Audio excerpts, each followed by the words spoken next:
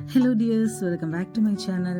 Anchoring എപ്പോഴും എനിക്ക് ഒത്തിരി സന്തോഷം നൽകുന്ന ഒരു കാര്യമാണ്. ഈ ആങ്കറിങ്ങിന് പോകുമ്പോൾ നമ്മൾ ഈ ഓഡിയൻസിനെ ഒന്ന് പിടിച്ചിരുത്തുക, ഒരു ഹാപ്പി മൂഡ്, ഒരു പോസിറ്റീവ് വൈബ് ക്രിയേറ്റ് ചെയ്യുക, അല്ലെങ്കിൽ അത് നിലനിർത്തുക എന്ന് പറയുന്നത് ചെറിയൊരു ടാസ്ക് തന്നെയാണ്.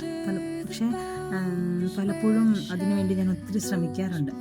അപ്പോൾ അതിനുവേണ്ടി നമ്മൾ ആദ്യം ചെയ്യുന്നത്, നമ്മൾ ഏത് പ്രോഗ്രാമിനാണോ പോകുന്നത് അപ്പോൾ ആ ക്ലയൻസിനോട് നല്ലൊരു ബന്ധം കീപ്പ് ചെയ്യുക എന്നുള്ളതാണ്.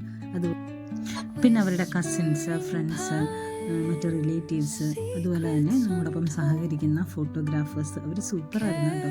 പിന്നെ ഫുഡ് സെർവ് ചെയ്യുന്നവർ, കേറ്റേഴ്സ്, പിന്നെ ലൈറ്റ് ആൻഡ് സൗണ്ട്. ഇത് ഈ പ്രാവശ്യം രാജേഷ് ഏട്ടനായിരുന്നു ലൈറ്റ് ആൻഡ് സൗണ്ട്. അതുപോലെ തന്നെ ഐസ്ക്രീം.